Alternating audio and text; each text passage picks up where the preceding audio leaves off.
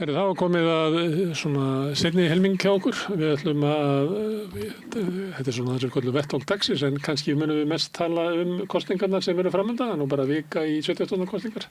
Og hjá mér Karin Kjartansdóttir, sem ráðgjafi, Jóhanna Pavlovits, sem mannfræðingur og vill svo til að oddviti borgarbyggðarlistans, það frambjóðandi á meðan vor.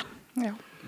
Og Eyrún Magnúsdóttir sem hvað ertu, ritstjóri Gímansins eða stofnandi eða bara bæði. Útgefandi? Já, allt þetta. Allt þetta. Þú ert Gímaldið.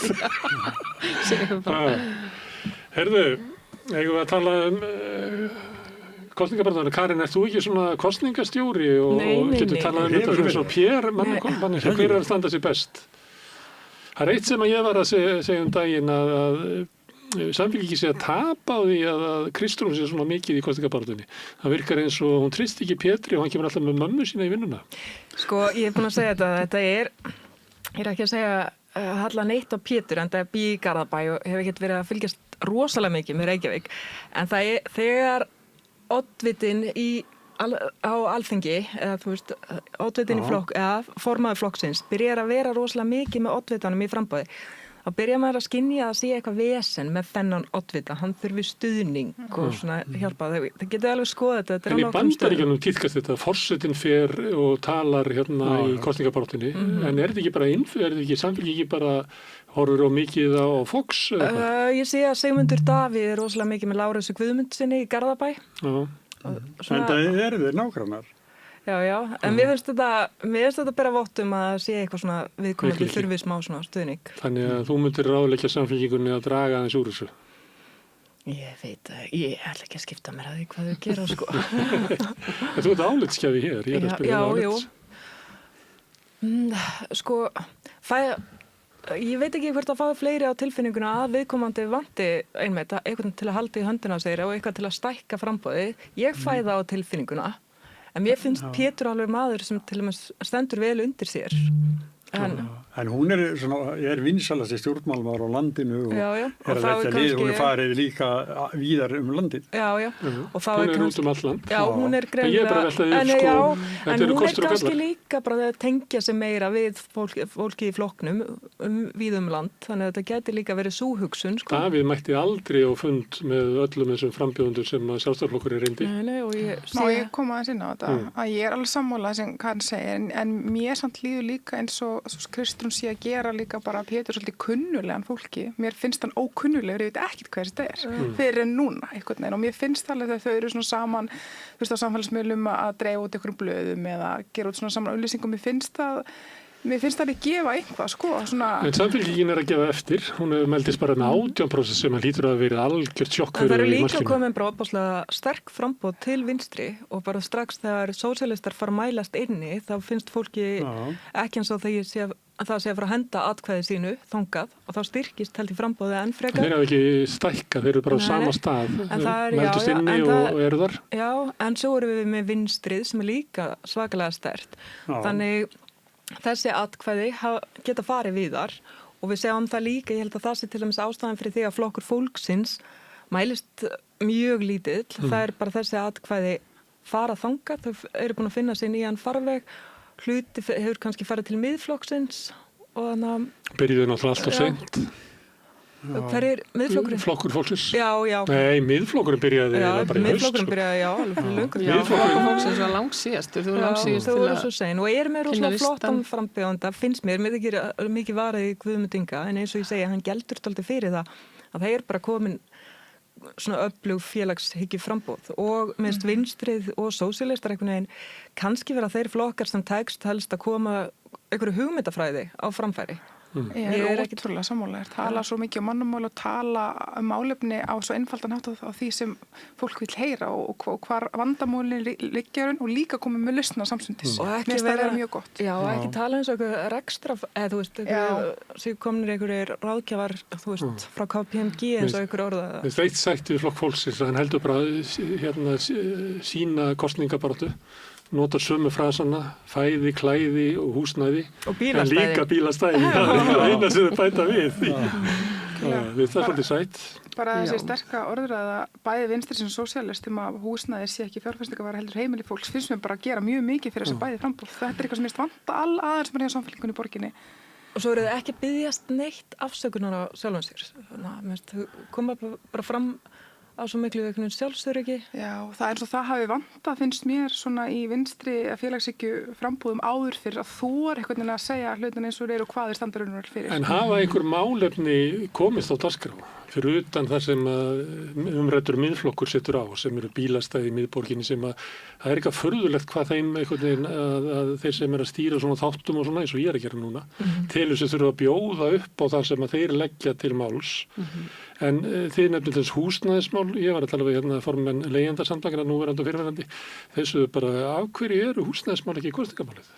Hvað ræður því hvað er kosningamál? Já, það er þetta ábyggilega mjög margt en þetta er athyglisvert að málefnin einhvern veginn fara oft svona á eitthvað varamannabæk eða þau er svona svolítið ítt til hliðar og það er þetta líka kannski hefur að með að gera, við erum með rosalega marga sérstaklega í borginni, við erum alltaf að tala um borgin, það sé bara kosningar í borginni Ég ætla að koma yfir til það eftir sko Ég er að reyna að forðast það en ég veit að ég bý í Reykjavík þannig að ég svona fylgist kannski mest með því að ég er alveg að kjósa hér en það er þetta ofboðslega margir minn, þetta er 11 framboð þó að kannski tvöður er nú ekkert mikið áberandi.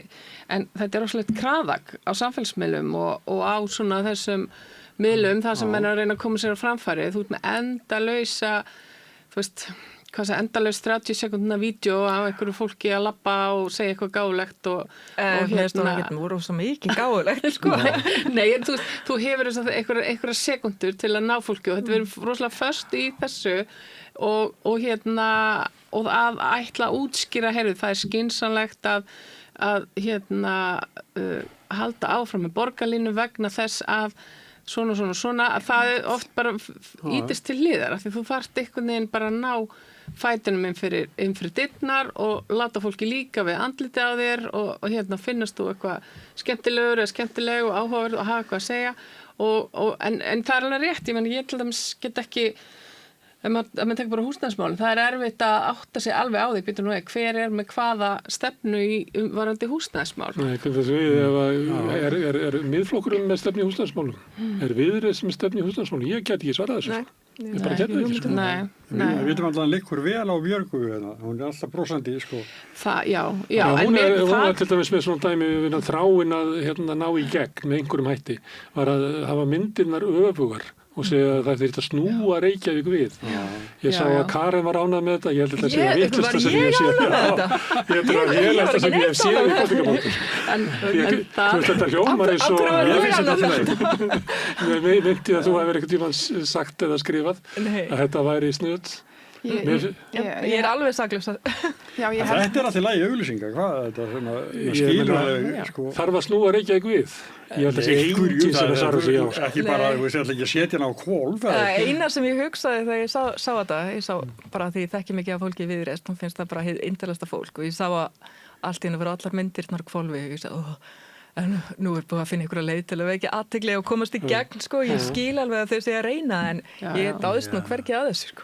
En það er áhugavert reyndar að því að tala um Viðreisn, hvernig Viðreisn hefur með kannski svona myndmáli og með bara hvernig svona haga sinni kosningabaráttu. Þau tekist að láta lítið út fyrir að þau hafa bara ekkert haft með borgin að gera síðustu ár. Hafa bara aldrei verið við stjórnvölin og aldrei verið meirihluta. En sem er náttúrulega ekki þannig. Það er bara kortir síðan þau fóru. Já, það er bara mjög stutt síðan að þau fóru úr meirihluta. Voru þar á undan, voru ekki 2 kjörtímabil? Og vorum líka ganskast aðeins með þarna líklega á Björg meira, sko, í þeirri borg sem núna er sem fyrirverandi aðstofamaður Einars Þorsteins heldur Pétur Martins á. En svona triks í kosningabaráttur og svona, ef ég má aðeins staldra við það, því að Sanna sagði hérna að það væri gaman að koma hingað og ræða pólitík því að vanalega væri bara að vera að láta við borða sterkan mat og svara, ég heldur nú að orða þannig hjá hverjum vildi sænga og annað slíkt og það sem að fjölmiðlarnir er að reyna að gera eitthvað skemmtiefni úr kosningum sem að ég hef aldrei almennilega áttað mig á því, þú veist, mér svo leiðist sko skemmtiatriðin í kosningasjónvarpið þess að það kemur einhver kall með gítar og allt í að gera eitthvað allt annað að þú veist, kannski ekki hægt að gera skemmtiatrið úr kosningum og bara kannski ætti ekki að gera það en ekki bara of mikið af þessu, einhvern veginn svona eins og það ég verið svo hrest og skemmtilegt. Það var kannski þess vegna sem ég fylgst svona lítið með þessu. Ég myndi aldrei leggja það á mig að kveikja á ykkur með fullri virðingu fyrir þeim sem gera það þætti að horfa eitthvað fólk borða kjúkling á engi. Eða þú veist, bara það dregur mig ekki af. Er þetta svona í Borgarbyggð líka? Er það Við borða kjúkling á náttúrulega fáum engi og ekki svona? mikið athygli frá almennu fjölmiðlum sko. Það er náttúrulega bara RÚV sem hefur komið og þetta var rosalega stuttur þáttur því miður. Já, ég sá hann. Og svo MBL sem hefur verið með en ekkert vísir eða neinn podcast beint sko og þetta er svo leiðilegt og svo lélegt að þetta hefur innkennt náttúrulega íslensk stjórnmál í langan tíma og mér langar bara að minna hér fjölmiðla á að kosningar ekki bara þessi stað að höfuðborgarsvæðinu. Og hún með alveg mjög forvitnileg mál. Já, aðeins varðandi þetta, þá það náttúrulega þannig að 2/3 hlutar landsmanna búa á höfuðborgarsvæðinu og 2/3 af þeim búa í Reykjavík. Þannig að Reykjavík eiginlega einu kosningarna sem að bera það að vera inn í almennu fjölmiðli. Borgarbyggð, það bara of fáir sem búa þar inni. Já, samt það svona flott mál eins og til að sjá Ég er líka borga skatta í RÚV sko. Nei, þú gætir aldrei dregið kosningabaráttuna í Borgarbyggð í gegnum almennan miðil, heldur verðið þið að gera það í gegnum hvað, Skessuhorn? Eru þið með einhverja fjölmiðla til þess að eiga eitthvað Ég er ekkert kosningabaráttu? sammálaður það sko, því það hefur bara engin fjölmiðl sagt frá okkar framboði, engin stór fjölmiðl. Skessuhorn? Sagt frá okkar. En svo til Já, til bara Skessuhorn. Málefnin Það finnst mér ekki í lagi, svo sé ég stoppaði og ég er endalaust að sjá eitthvað svona fjölmiðlaumræðu bara hvað heitir hún, Heiðu til dæmis og aftur, það er alltaf bara eins og hún sé einhvern veginn aðal persónan í kosningaframboði. Mér finnst þetta svo þreytandi og ég veit ekki hvort að fólk viti hverju oddvitar eru á landsbyðinni sko. Mér finnst þetta alltaf sama sem að frétta koma sama sem málefni, þú veist, verið aðeins þú veist, allavega eitthvað Ég veist að margir af okkar hlustundum viti ekki að þú ert í framboði. Örugglega ekki. Og viti ekki hvað Borgarbyggð Ég er ekki að segja að taka Borgarbyggð inn í að það verði aðal kosningamáli, en það má aðeins allan ekki reyna frétt það á RÚV eða MBL, það er ekki komið neitt það. Og mér finnst það skrítið. Ég er mjög forvitin að vita með Bifröst, þannig bara fólk með enga þjónustu og enga samgöngur. Nei, einmitt. Algjörlega, sko, það sem að hinn framboðin... Hvað er margt þarna fyrir þið? Hvað segirðu? Hvað er margt fólk í Bifröst? Nú veit ég ekki alveg hver fjöldin er akkurat, kannski kring 100-200 cirka. Já, það búa alltaf líka Íslendingar þarna sko, eða fólk á íslensku uppruna og aðris, en það eru mörg mál sem eru að ræða og Bifröst er eitt af þeim og það sem hinn framboðin sem eru með okkur, með hans Framsókn og Miðflokkurinn, Sjálfstæðisflokkurinn hafa alltaf sagt sem Sjálfstæðisflokkurinn Framsókn hafa verið í síðustu sveitarstjórn að ríki þarf að koma þarna að sem er rétt í einhvern skilning þarna er fjárhagsaðstoð sem er á ábyrgð ríkisins sem að og ríkið þarf að koma mæta því fólki og svo er líka mikið eldri borgurum og þarna eru lög almannatryggingar sem segja að þetta fólk eldri borgarar geta ekki fengið lífeyrisréttindi á Íslandi og þarna þarf bara að breyta lögum almannatryggingar og vonandi heyrir hann Ragnar Þór í mér meðan ég er að tala. En svo er annað, það sem við höfum gagnrýnt í Borgarbyggðarlistunum segjum sér svo að ríkið stígi inn og komi með þessa fjárhagsaðstoð og komi með þennan pening og lögum almannatryggingar verða breytt. Hvað verður þennan stað? Að þetta er það sem við erum að gagnrýna, það er engin hugmyndamenn og engin framtíðarsýn hjá hinu frambúðurum og hjá síðustu sveitarstjórn eins og þessi staður sé einhvern veginn bara úreltur og við eigum ekki að fara í atvinnuuppbyggingu, við eigum ekki að koma með samgöngur leikskólinn er farinn, það er það sem var gert og það sem að fólk hefur verið rosalega ósátt með, mjög ógegnsætt eins og með Brákarey, en þetta er það sem við erum að tala fyrir að við megum ekki gleyma því heldur að umræðan finnst mér hafa verið bæði hjá þeir sem hafa skrifað í sveitarstjórn Bifröst eins og þetta sé einhvern veginn svona vandamál að þetta fólk eins og þetta sé þeim að kenna en þetta er öllum að kenna nema þessu fólki. Bæði örlög þess fólks hverju búa þarna? Það búa mesta prósent af Úkraínufólki. Þetta er flóttafólk sem býr hérna og það er líka spurning hversu lengi verður þetta fólk skilgreint sem flóttafólk. eitthvað fólk hann búið að búa í 3 ár og það vantar svo mikið að inngilda þetta fólk inn í samfélagið. Og það var mjög erfitt með að gera það sjálft vegna þess að það ekki samgöngur og það ekkert að vera Nei, það ekki samgöngur og svo mikið af þessu fólki eins og fjárhagsaðstoð, mikið af eldri borgurum og vantar að bara, já, og svo búið að lækka fjárhagsaðstofuna núna aftur, þannig að þetta fátæktargildra og þetta sem við höfum gagnrýnt í borgarbæjarlistunum. Að sjálfsögðu eins og segi, það ríki að koma en lausnin samt ekki á meðan að segja þetta fólki í fátæktargildru. Þetta risamál fyrir ykkur. Þetta stórt kosningamál, já, algjörlega.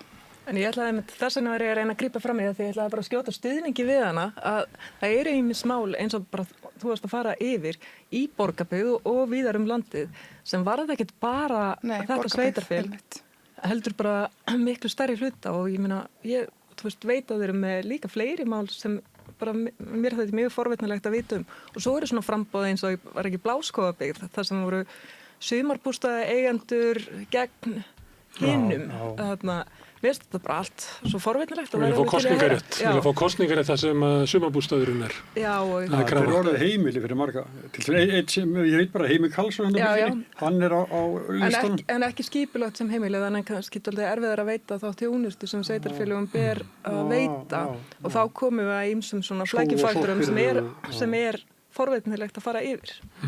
Eirún, þetta svolítið að fjölmiðlarnir standi sig ekki nú vel í að segja frá sveitarstjórnum kosningum sem alltaf verið hausverkur fyrir fjölmiðlana.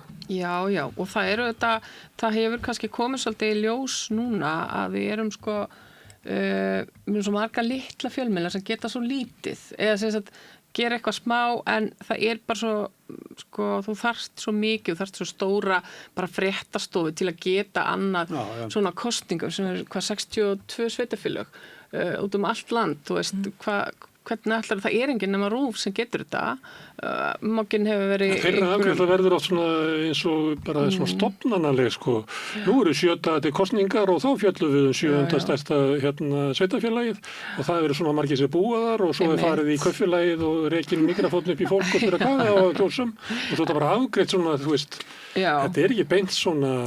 En ég held að séu klárlega tækifæri í þessu fyrir svona smærri miðla. Bara núna er að verða, þú veist, það er orðin mikil bylting í tækni.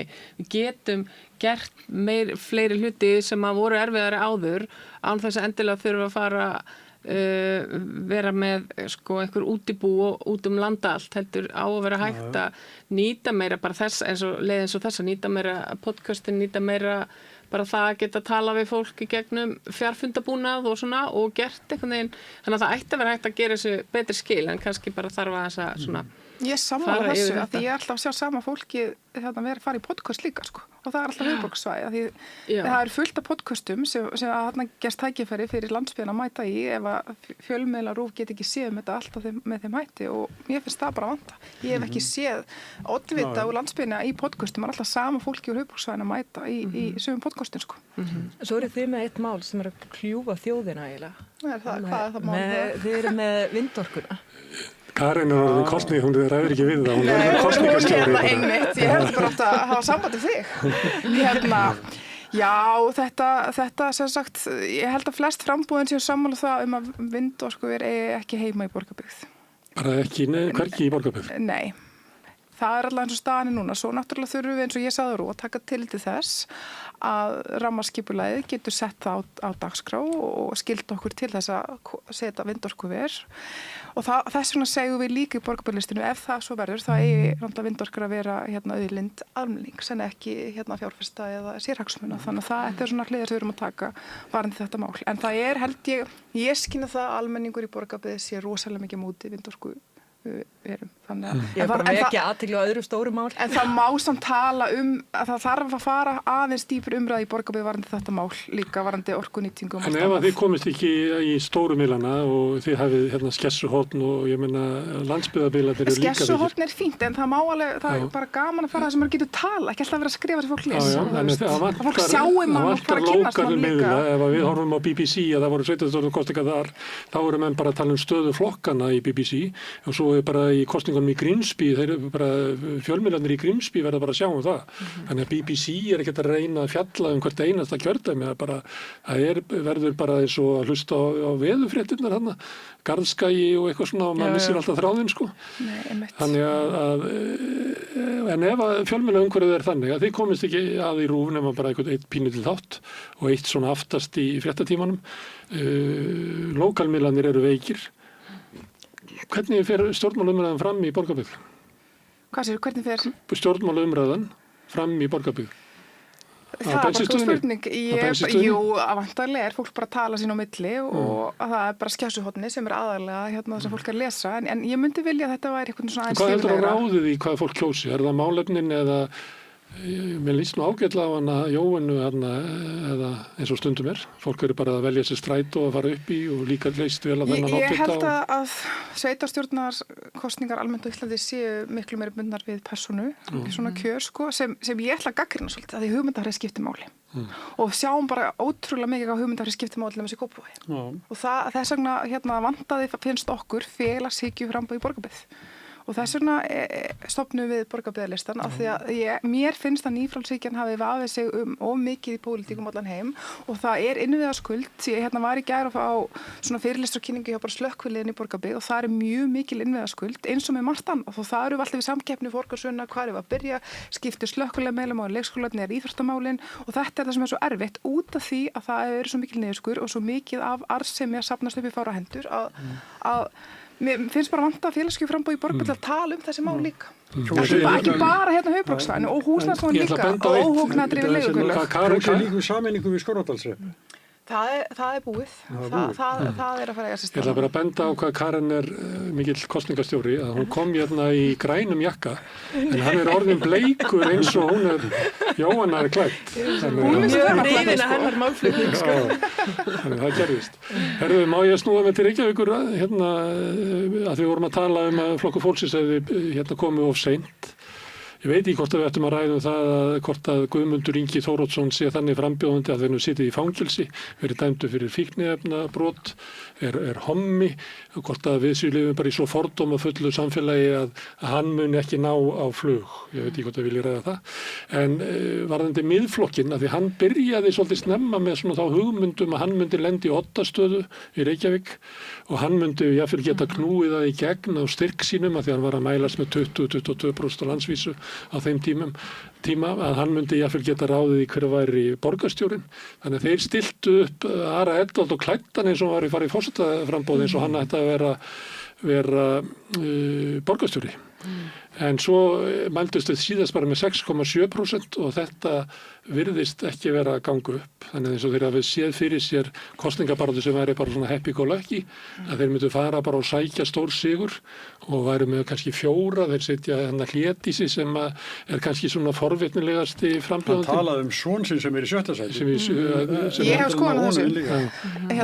Já, en þeir var bara algjörlega misreiknaða hver innegg þeirra væri á þjóðinni. Ég ætla bara að tala persónulega fyrir mig, ekki sem frambjóðandi Borgarbyggðarlistans, bara mín persónulega skoðun svo þegar ég sé mynd af Ara Edvald til dæmis, ég stilla hann svona upp í þessum jakkafutum og svo sinni hans, þá lífum bara svo árið 1941 sko. 41. En svo við séum farin aftur í eitthvað svona tímabil, svona hvítrar yfirbúrahyggju, þetta svo mikið þannig væp, það ekki, þú veist, hvernig eru klæddir bakgrunnurinn, orðræðan og ég veit það ekki alveg, þetta einum of íkt þannig, ég upplifði það þannig. Ég velti fyrir mig hvort þetta hefði gengið betur í Garðabæ, þar sem Ari hefur búið, áður en hann flutti til Portugal og kom svo aftur.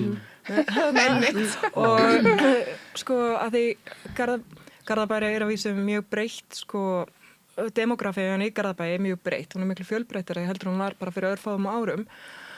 Þannig, en ég meina, ef eitthvað sveitarfélag kannski dálítið móttækileg fyrir svona hefðbundnu íhaldi, þá held ég myndi veðja á Garðabæ og ég, sko, ég held að þetta hefði kannski hitt betur í mark þar, en í staðinn þá eru þeir ekki mjög sterka frambjóðendur í Garðabæ og þá hefur bara kosningabaráttan verið alveg rosalega indæl.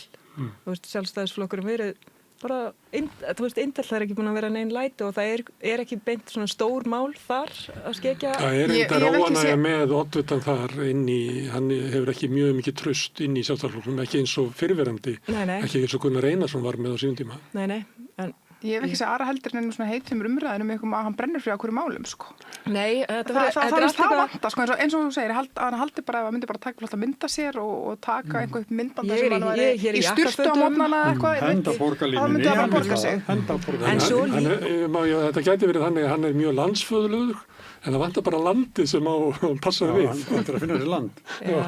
En Eyrún, miðflokkurinn, er þetta svona dæmi að kannski sé ekki bara miðflokkurinn, heldur finnst mér að vera í almennu umræðu, ég nefndi áðan að svona þeirra áherslu á bílastæði í miðbænum og virðist fara inn í almennu umræðu, að þeir geta hafa eitthvað tæki regnbogafáni við skóla, að þeir geta stýrt umræðunni. En er þetta svona dæmi að kannski erum við að ofmeta þann stuðning sem að miðflokkurinn nýtur meðal þjóðarinnar? Já, ég held það klárlega og en það eru þetta svolítið svona svolítið sérstakt hvernig einhver svona skrítin mál hafa bara náð allt í hennu að komast á dagskrá, en svo líka veldi ég held að fyrir mér hvað það að vera komast einhvern veginn á dagskrá, af því að það verið stjórnast meira af samfélagsmiðlum heldur en fjölmiðlum, hvað svona nær flýju og samfélagsmiðlum getur við bara borga fyrir að hlutir komast á dagskrá, það er þannig og þannig að það finnst mér orðið svolítið svona ókveikjandi í rauninni og ég skrifa hann þetta daginn að sko að þjóðfélagsumræðan hún er eiginlega selt hæstbjóðanda en þess að þú getur búðir til styrk þannig en svo er þetta spurning skila það sér eitthvað í atkvæðum á endanum en það eru svona mál sko að því að það er bæði þannig að frambjóðendur eru ofslega reaktífir með alls konar mál og meðal annars eitthvað sem miðflokkurinn settur dagskrá. En svo er það kannski verra hvað fjölmiðlarnir verða oft líka og kannski ágætist dæmi er þetta fíasko sem var í kringum einhverjar pulsur. Það var eitthvað svona pulsudrama í Reykjavík sem að snýrist unnar kjötvörur. Og þar sko... Var þetta ekki samþykkt líka 2018? Jú, sko þetta var samþykkt 2018. Þetta búið að vera já, þú veist, þetta hefur verið inn í matarstefnu Reykjavíkur sem var mikið... Ég upplætti að það var bara samþykkt í gær, sko. Já, sko, við tímaldi byrstu fréttum þetta og það gerði það engin annar. Og það var engin sko spurði, býtu, akkur að tala þetta? Og þau fengu einhvern veginn allir frambjóðendur sáu sér eitthvað leik á borði, já, ok, við erum og eins og var einhverju málsvara barna að segja að það væri vegi að frelsi barna með því að leyfa þeim ekki borða oftar bjúgu eða eitthvað og pulsur í skólanum. Og þetta er bara, þeir hefur verið inn í matastefnu frá 2018 og það var verið að gera eitthvað svona orðalagsbreytingar og eitthvað svona. En það var þetta gripið, það heitir svona fyndimál og sniðugt og skemmtilegt, svona sem dæmi þetta sem við talum á hvernig þú veist, það er bara svona eitthvað sem er gripið á lofti en svo nær umræðan aldrei neitt lengra og svo bara auðvitað fara í næsta og margir svona hossi þessu svolítið á þessu Einar, þú veist, Þorsteins kom með eitthvað Einar með öllu og hélt pulsupartí og bauðið fólk í það og Björg talaði líka þetta hjá Viðreisn og ég meina þú veist, Til varnar pulsunni, já. Þannig að þú veist, það er einhvern veginn það sem held ég gerir fólk opaslega afhuga öll þessu og verður til þess kannski að það er kannski ekkert super mikil áhugi á einhvern veginn kosningabaráttunni og svo er einhvern veginn farið að henda fram alltaf orðum og eitt af orðunum sem hefur verið kastað fram rosalega mikið núna er forræðishyggja. Það er alltaf einhver forræðishyggja að sjá til þess að mötuneytti séu heilnæm fyrir börn. Þetta er einhver barátta sem búið að vera í gangi árum og áratugum saman, þú veist Jamie Oliver var nú mikið með þetta bæði í Breitlandi og gerði þættum það þegar hann reyndi að svona hollustuvæða mötuneytti í Bandaríkjunum hér, þú veist, spratt fram hreyfing fyrir einhverjum árum og voru mæður sem voru svona að reyna að komast að einhverju byltingu þessu. Jamie Oliver opnaði stað og hefur mikið verið rætt mötuneytti, það þurfa að færa það aftur einmitt inn í skólana og það sé matur sem gerir frá grunni, við séum ekki einhvern veginn og lykilmálið þetta er að minnka neyslu á þessum unnu kjötvörum en allt í einhvern veginn sjá einhverju kosningaspekulantar það sem tækifæri að fara að tala einhvern veginn fyrir þessu, eiginlega En má gegn ég betri koma að vitund. það, því að þú veist, tækifærin hljóta að felast í því að við held við ofmetum svolítið mikið þetta hugtak frelsi einstaklingsins, af því mér er eins og fólk sem talar einum of mikið bókstaflega fyrir frelsi einstaklingsins, sér ekki tenginguna eins og frelsi til þess að borða unnar kjötfurur, kemur kannski niður á heilbrigðiskerfinu seinna meir, til dæmis, sem er eins og þessi tenging, eins og þau sjá ekki þessa tengingu, þú veist, að tala fyrir heilsu, samfélagi, lýðheilsu, skiptir alltaf máli. En eru þau ekki að tala um frelsi mitt til þess að framleiða og selja óhollar vörur og tróða þeim í börn? Á einhverju leiti kannski líka, en ég held að hitt sér líka, akkur má ég ekki bara borða óhollar mat, það kemur kannski setna niður á heilbrigðiskerfi öðrum kostnaði, en ég sé það ekki þannig. Þú mátt bara ekki að þessu opinbera mötuneyti, en að það er stefna opinbera mötuneyti sem að selja eða bjóða upp á hollan mat, en þú mátt alveg borða óhollan mat heima þér. Jú, meðal annars er það líka, en hitt er líka satt, sko. Það sem ég er að segja er bara það er eins og fólk sjá ekki þessa tengingu, sko. En mér fannst þetta dæmið sem þú tekur, einmitt dæmið það sem fólk heldur að segja ótrúlega sniðut, að það er svo ódýrt, þú getur sagt forræðishyggja og má ekki hafa gaman, má ekki bara pulsur, má ekki bara bjúu, en þetta var bara, já ég veit það eins og þarna, þú veist, eitthvað eldgamalt, en þetta fjall svona, mér finnst þetta, þú veist, fólki var alveg sama. Þið sjá ekki fyrir ykkur kröfugöngu barna að við viljum bjúu. Nei, ég sá það ekki og líka meðast fólk bara svaraði þessu Björg einmitt í Viðreisn henduði þessu fram en meðast fólk bara einhvern veginn útskýra hún fekk bara yfir svona holskeplu og útskýringum sem var ábyggilega ekki það sem hún sá fyrir sér sko. En þessi umræða náðu svona allavega náttúrulega í Borgarbyggð sko. Það er sem ég er að segja. Þetta er svona dæmi um dagskráarvald, fjölmiðla líka annarra, hérna þetta er eitthvað máli höfuðborgarsvæðinu sem fyrir 2018 en mál sem eru nú, við erum að ræða að landsbyggðin ná ekki í gegn sko. Annað er að vanti bílastæði í miðborginni. Já, ég ætlaði að mynda að segja mig að svo geggjað andsvar fyrir ekki að þau greip fram í fyrir. Ég er svo æst að tala núna. Þetta er bara skemmtilegt sem er gangið núna. En haldið það vanti bílastæði í miðborginni? Nei, það vantar náttúrulega ekki. Það er bara hægt að telja þau og hérna en það sem að varandi þessi skipulagsmál af því að ég ætla að koma því að hérna, við hefum gert ágæta þætti á skýrðum eftir Gímaldinu sem er skipulagslýs. Já, nákvæmlega, já. Það var hérna... Eirinu fannst það svo flott orð. Mér fannst það flott orð, af því allt í henni fórum að tala um líka bara svona eitthvað gamalt og hérna gott orð sem að hefur lítið verið umræðinu og allt í henni allir að tala um grænan Gímaldi, þannig að við skýrðum fjölmiðlinn Gímaldi, bara svona í höfuðið á því, en það er líka tenging við stórt fréttamál og hérna... og við hefum gert þætti að þau við sáum það, við erum pínulítill miðill og getum ekkert verið með endalausar fréttir og umfjallanir og viðtöður, það er bara ekki hægt og það annars því erum mörg sveitarfélög.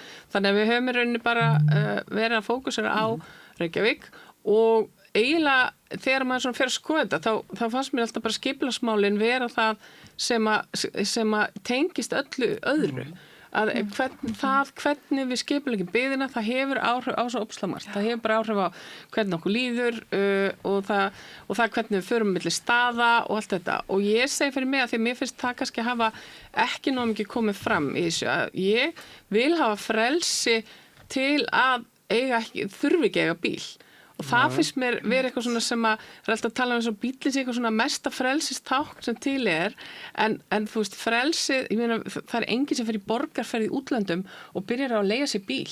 Þú veist, þú ferð í borgarferð af því að þið langar að hérna bara skoða borgina og rölda, þú leiði bíli úr að fara eitthvað, þú veist, eitthvað lengra. Upp í borgarferð kannski. Já, en það á að vera einhvern veginn, þú veist, það á að vera hægt að nota borgina eða sem sagt, þetta komast á milli staða án þess að þurfa að vera á bíl. Og þannig að mér finnst frelsi miklu frekar felast í því. Ég sammála því, má ég koma hans hérna inn á að því við erum sko í stefnu okkar með lýðheilsumál líka og við segjum náttúrulega líka, fólk spyrir okkur, já hvað ætla að gera fyrir íþróttamáli, við segjum, við viljum að sjálfsögðu leggja áherslu á að markvisst byggja nýtt íþróttahús en við segjum líka að lýðheilsumál eru líka skipulagsmál og þau eru líka samgöngumál af því að hérna, sérstaklega í Borgarbyggð þar sem að fólk þarf að komast á milli staða til þess að draga einmanleika til þess að efla félagslega tengd og skipulagsmál líka hvernig byggingum er hátt að hvað eru sett, eru grænrými, eru hjólastíðir, eru göngustíðir og allt það er náttúrulega líka lýðheilsumál þannig ég ætla bara að vera sammála þér svolítið og takk fyrir að koma með þetta inn. Og ég mæli með alveg geggjuðu viðtali á Gímaldinu við hann Gísla Martein og fólk verður bara að leggja þessa möndru, Gísli Marteinn vondur og leiðilegur og allt það til hliðar og hlusta en þegar þetta er eitt forvitnilega... Er ekki vinsalegasti sjónvarpsmaður ársins?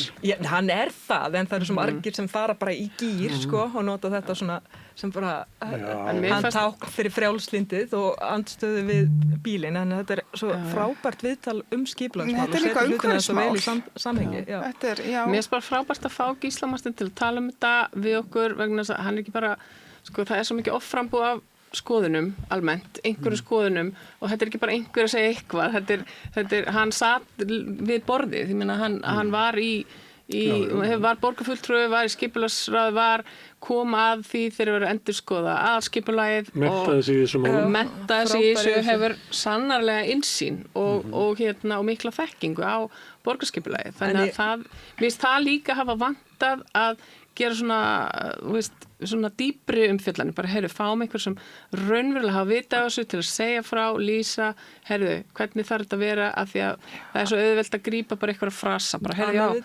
vantar bílastæði. Borghildi Sturludóttir sem þið voru með. Já, grænagímaldið. En að því að þið kjósið að fjalla mestu skipulagsmáli aðdraganda þessar kosninga, að þá hafa skipulagsmál verið náttúrulega svolítið ofarlega í allri borgarumræðinni.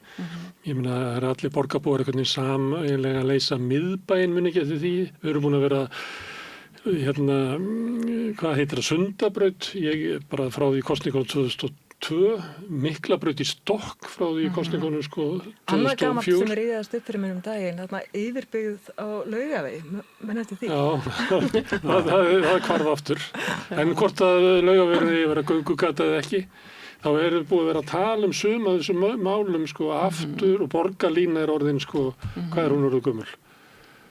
Ég veit ekki, 7 ár síðan var sem byrjuðu margt af þessum málum sem hefur verið sett að hvort Reykjavík í að fara, það er skipulagsmál en það gerist ekki neitt það er eins og við getum við gætum tekið kosningarnar 2000 eða ekki, eða 2004 og tekið bara sömu málin Þannig það er líka eitthvað sérstakt við þetta, hvað Já, við heyrum það bara eins og áðan að Hildur Björnsdóttir er svona að draga sig út úr borgarlínuhópnum. Eins og Gísli Marteinn benti á í viðtalinu. Já, og það er verið að höfða bara til ákveðins hóps og fólki sem er ekki almennt þessi hægri flokkar svolítið á móti borgarlínu, almennt. Þeir bygguna til.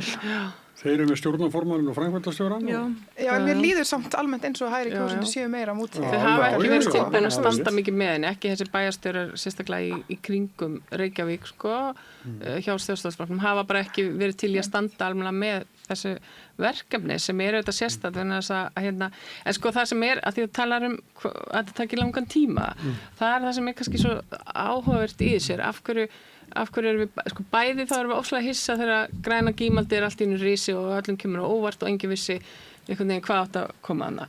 En síðan erum við líka brjálega verið allt taki rosalega langan tíma og finnst einhvern veginn ekkert gerast.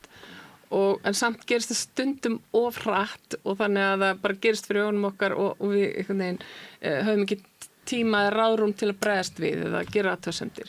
Þannig að ég veit ekki hvað er, að því þetta er auðvitað svona þegar ég verið skipulagi borg, þetta er auðvitað annar, það er verið að hugsa í svolítið lengri tímabilum alltaf. En ég held að mig alveg færa rauk fyrir að það hefði átt að vera búið að gera meira af því að það er allir svolítið að býða eftir þessar borgarlínu og það er svo erfitt að segja þetta fyrir sér. Að það hefði kannski átt að vera búið að gera meira til þess að efla almenningssamgöngur í millitíðinni. Að strætóknir myndi virka betur. Þannig að þú svona venjist á það, þetta er valkostur. Það verði, þó þess ekki fullkomið að verði samt svona það verði aðeins betri og svona raunhæfari valkostur fyrir fleiri. Sumt er líka svo lengi að leiðin eins og Sundabraut að það bara öll byggð hefur breyst bæði í Grafavogi og í Laugarnesinu þannig að allt í einu bara valla þetta komin í fyrir og ég þessi bæði andstæða við Sundabraut bæði í Grafavogi og í Laugarnesinu og hvernig ætlar það að koma fyrir það sem að íbúarnir báðum megin við fjörðin vilja þetta ekki? Ég grunum að Vegagerðin hafi hendur þessum myndum fram bara til að sýna fram á þetta Það sé erfitt að koma svo fyrir.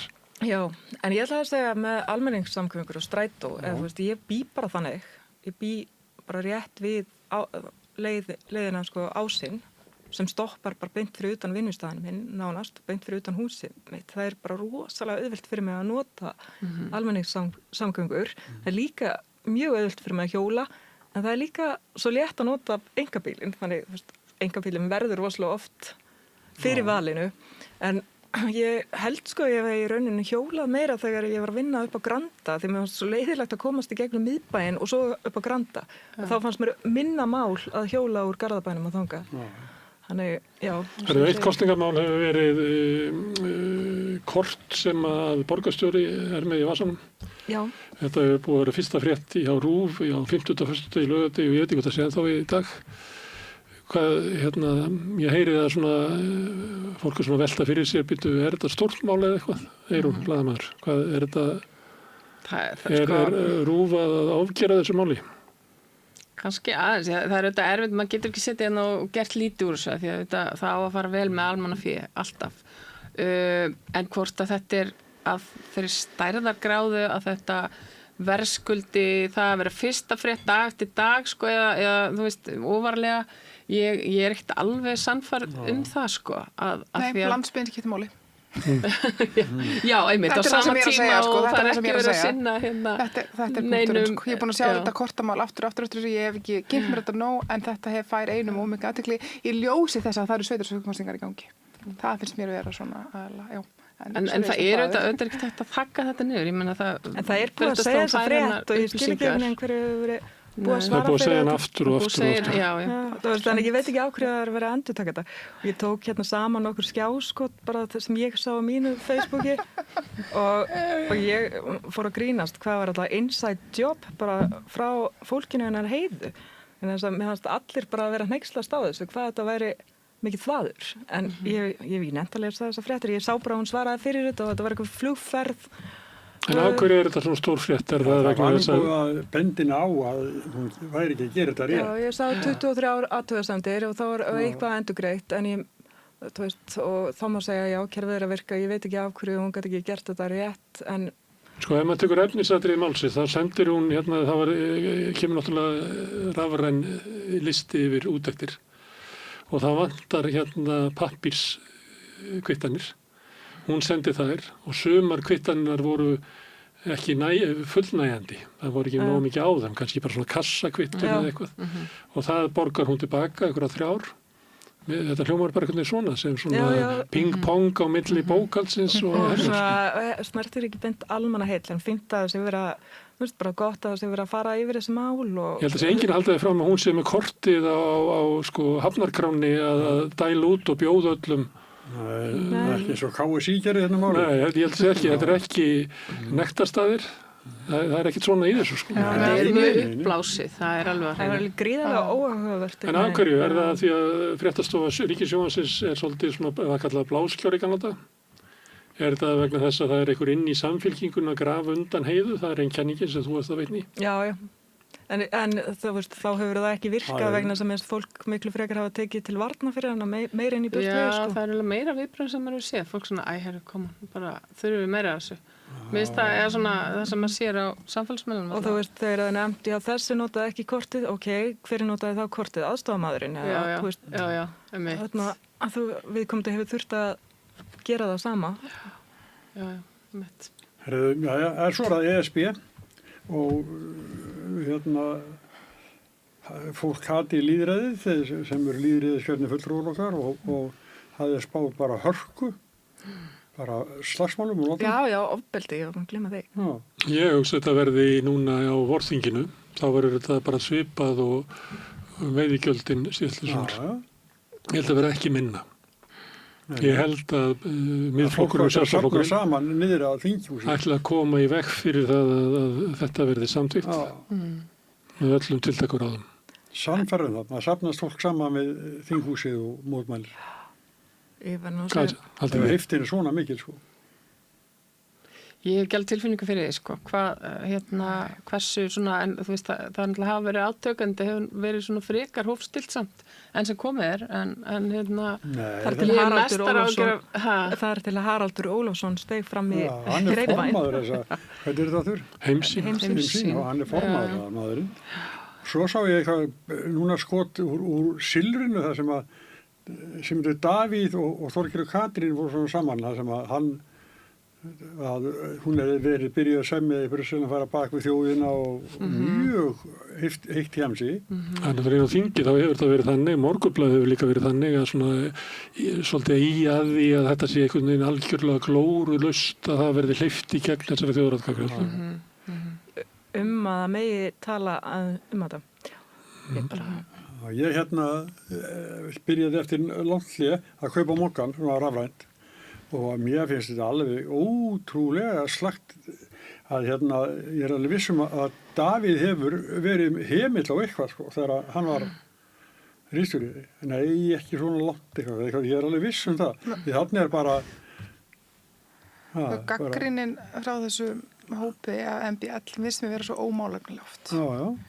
Og ég náttúrulega, eins og segi, ég hóttviti fyrir flokk þar sem eru mismunandi skoðanir inni, en að sjálfsögðu myndi ég vilja sko umræðan Evrópusambandi gæti farið fram á málefnilega hátt heldur hún hefur gert til þess að fólk gæti þá á málefnilegum grundvelli fengi að kjósa, en ekki svona, þetta svo, mér finnst það svo barnalegt og svo leiðilegt einhvern veginn hvernig þetta er gert og mér finnst það að hún mætti vera opnari, bæði gagnrýnin og líka með að móti þess.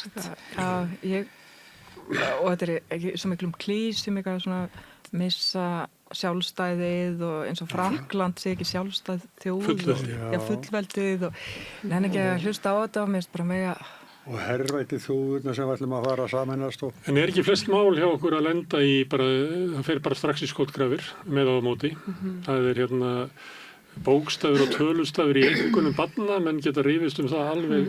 Já, eins og kennarar hafi svona sérstaklega barist fyrir því, en þetta hafi ekki verið innleitt hvað í tíð Illuga Gunnarssonar, það hann var menntamálaráðherra og bara með góðum rökum en þú veist, svo fylgdi ekki fjármagn þessari innleiðingu, þú veist, núna komast eitthvað reynsla á þetta og þá að fara aftur í bókstafina og hort svona reiðilega til kennara fyrir bara samþykja ekki bara næstu hugdettu nýs menntamálaráðherra bara þá og þegar og þannig að þetta er ódýr mál og þú veist svona sem er auðvelt að vera eitthvað svona greinilega skipta fólki í fylkingar með og á móti og meðast bókstafan er miklu leiðilegri og svo framvegis en þannig ég er aðdáandi gráa svæðisins, þar sem við getum talað saman og það eru kostur og gallar sem fylgja öllu. En fjölmiðlaumhverfið svolítið að brjótast upp. Það eru færri sem að líta það sem hlutverk sitt að draga fram einhverja svona stöðumála. Heldur eru fleiri, ég meina meiri hlutin af podcastunum eru þannig og þetta eru meira minna hægri podcast sem eru, því þetta þarf að fá peninga ykkur staðar og það eru einhverjur efnamenn að haldis úti allt sem að birtist á broadcasti eða nútímanum þýtt yfir á ensku líklega af Samherja sem nú eitt af fréttamálum vikunar úttekt Kristins Hrafnssonar byrlunamálið svo kallega en það að sumuleyti eru fjölmiðlarnir okkar að færast til einhvern veginn og verða líkar í samskiptamiðlunum Þannig að einhver leyti þetta afleiðing af veikum fjölmiðlum ef við getum eiginlega orðið ekki rætt neitt nema í einhverju gaggi. Það háir þetta allri umræði eins og við héldum nú að samfélagsmiðlarnir væri frábært fyrirbæri þegar þeir komu og myndu gera okkur kleift að tala saman og eiga einhverja innihaldsríkar samræður og það hefur ekki gerst En það líka það sem að gerist kannski vegna þess að allir að birta sitt efni á samfélagsmiðlum að það flest svolítið umræðan út af því það lítur allt út eins og efni fjölmiðla. Þú getur verið með ásýnd fjölmiðls og en verið bara í einhverjum árveri að vera að gera allt annað. Og þetta og svo líka bara umræðan á mörgum stöðum. Þú nefnir þú veist eins og podcastin og það er auðvitað einn svona ángi, þú veist, ef þú ert bara mikið að hlusta og ert mikið með, sem sagt, notar það, þá ertu kannski bara mest og getur alveg sleppt í að fylgjast með fjölmiðlum þannig sé og getur verið bara Spotify og hlusta bara á ýmislegt þar og það er alveg margir sem einhvern veginn færa sig bara yfir í það og svo er það mikið að hanga á samfélagsmiðlum þá færa kannski einhver aðra mynd og það fer líka eftir í hvað vinu þú átt og hvað þeir skoða, hvað þú sér þannig að ég er farin að vera meiri talsmann þess og kannski þurfa fjölmiðlar að þróast þannig líka að við bara séum meira í raunverulegu samtali bara eins og hér, að við séum kannski er það eitthvað sem fjölmiðlar mun gera meira, það er bara að hitta fólk, að boða til einhverja svona funda og bara tala saman. En þú gætir hlustað á þjóðmál, spursmál, ein pæling og haldið að það væri bara kortríð að miðflokkurinn næði meiri hluta en í borginni.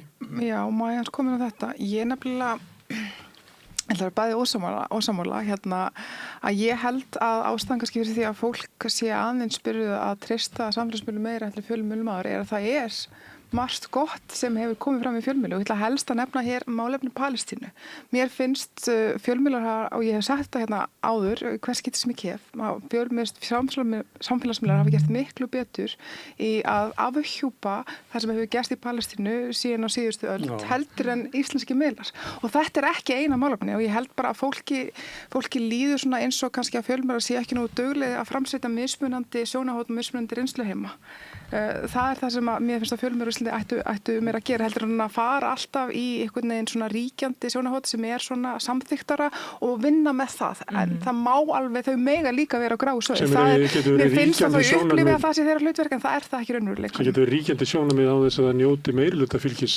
Ég held að til dæmis RÚV, Moggin og Vísir hafi verið með svona sjónarhorn í Gaza sem var í algjör andstöðu við meirihluta þjóðarinnar. Já, það er það sem ég er að segja og ég held bara að þarna koma samfélagsmiðlar og mæta fólkinu og þá fyrir fólk svona að trúa að þetta er kannski meira satt sem er það ekki endilega heldur. Það er margt falsefni inn á samfélagsmiðlum líka og svo eru náttúrulega fjölmiðlar heldur ekki áróðurslausir heldur. Þannig að þetta er svona einhvern veginn, ég held bara að það sem er vantað eins og ég sagt hérna áður, bara að efla gagnrýna hugsun almennt. Svo erum við líka ofta eldast við mestu gremjuna, þú veist, eins og bara kjósendur miðflokksins, ef þú skoðar bara kommentakerfið hjá Mannlífið að DFF núna, þá bara líður þér eins og það séu basically allir að fara að kjósa miðflokkin af því þau eru mjög hávær og þau eru mjög reið og aggressív og við förum ofta að elta þetta. Ég meina, ég lýsti það áðan, þú veist, já, þau verður bara að leggja það til hliðar að þú ekki Gísla Martein. Þú veist, Gísli Martein er gríðarlega vinsæll, en fólki sem lætur hann fara í taugarnar á sér er svo rosalega hávært og við förum bara allt og oft að elta gremjuna. Tuðkallinn. Já, það er eiginlega þess vegna sem við eigum daldið, þú veist, bara ég velti því til og með fyrir mér þú veist, stundum hvað við eigum að vera að benda á eins og þessir ungu miðflokksmenn í Mosó sem voru að þykjast vera að kýla libba. Þetta er náttúrulega bara svo stórfurðulegt og að oddvitina hafi verið að verja þetta sem var kennarinn minn hérna í gamla dag. Ég skil ekki að þú veist, þetta er svo asnaleg hegðun en á ég að fara að leggja eitthvað á mig að vera hneykslast á þessu, þú veist, þurfum við að vera að lyfta þeim alltaf inn í umræðuna eins og þau séu miðdepill alheimsins. Algjörlega, sammála því. Áður hættin, þá langar mig að spyrja ykkur, að lásuðu hérna gríni hans Kristi Svarssonar? Jú. Nei, ég hef ekki lesað hana en ég er mjög mikil aðdáandi samt. Þetta búin að lesa hana? Nei, ég hef ekki lesað hana, ég er mjög mikil aðdáandi bara á kristni. Það er sko tíma. Það tekur svona hálftíma að lesa hana. Já, ég sett þetta er long read. Ég sett þetta inn í forrit sem mælir hvað þetta tekur langan tíma að lesa þetta upphátt. Það er rúmur klukkutími en auðvitað maður miklu fljótur að þetta er alveg velskrifað hjá honum og þetta er eiginlega meiðandi Hvernig meiðandi? Nei, hvernig kerfið hefur virkað á fólk og hvernig þessi Ég upplifi Kristinn Hrafnsson einstakling, þótt ég hef ekki lesið þessa grein, þá hef ég lesið margt annað eftir hann, að hann sé að sinna því hlutverki sem fjölmiðlar ættu meira að vera að sinna. Hann er náttúrulega fjölmiðl, hann er ríksari Wikileaks. Ég veit það, en ég er að tala íslenskir fjölmiðlar að borð við RÚV og allir aðrir svona stærri. Ég kíkti á Pál Viljámsson sem er einn af þessu sem hefur verið talað, ég held að hann hefur búið bæði til Byrlunarmálið og hvað heitir Síma kópiringin Símastuldurinn, ég held að hann hefur búið til bæði nöfnin.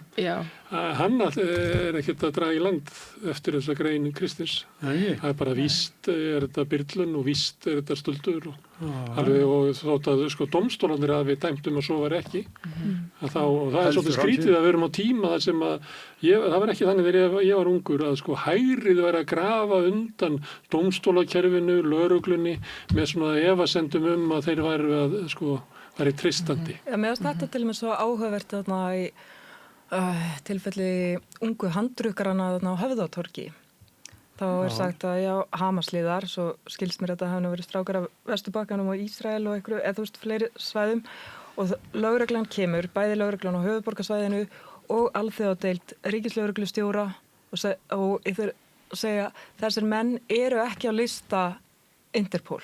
Þeir eru það ekki og væntanlega það búin að tala við Interpol og Interpol segir nei, þeir eru ekki að lista Interpol. Samt halda þeir áfram, jú, samkvæmt okkar heimildum. Er Interpol þá að hafa rangt fyrir sér eða ég skil ekki hvað þetta stoppar en það er nóg að segja þetta alltaf víst núna sko.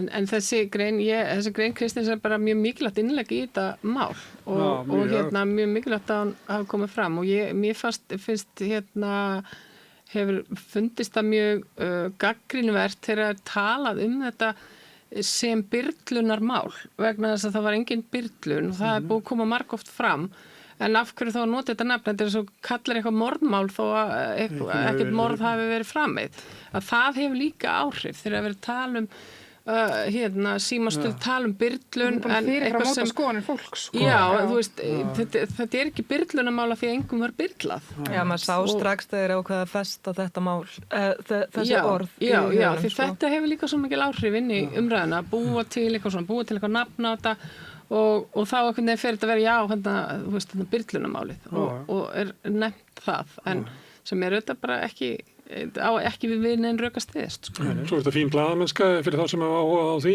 að hann dregur þarna fram öll efnisatriði málsins og svo kannski í síðustu setningunni í málskrifinu þá leyfir hann sér sjálfur að hafa svona túlkun.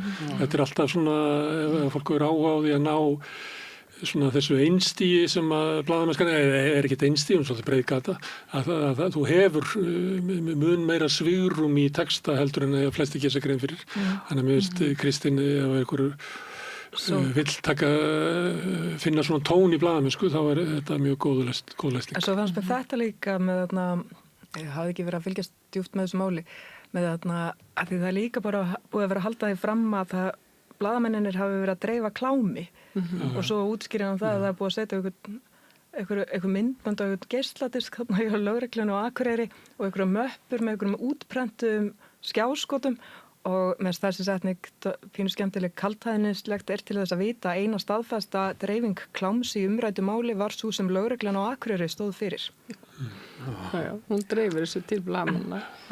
Herðu, við skulum enda í borgarstjórn. Jóhanna, hvernig fara kosningarnar, Karen? Hverju verður sigurvegari kosningarnar í Reykjavík?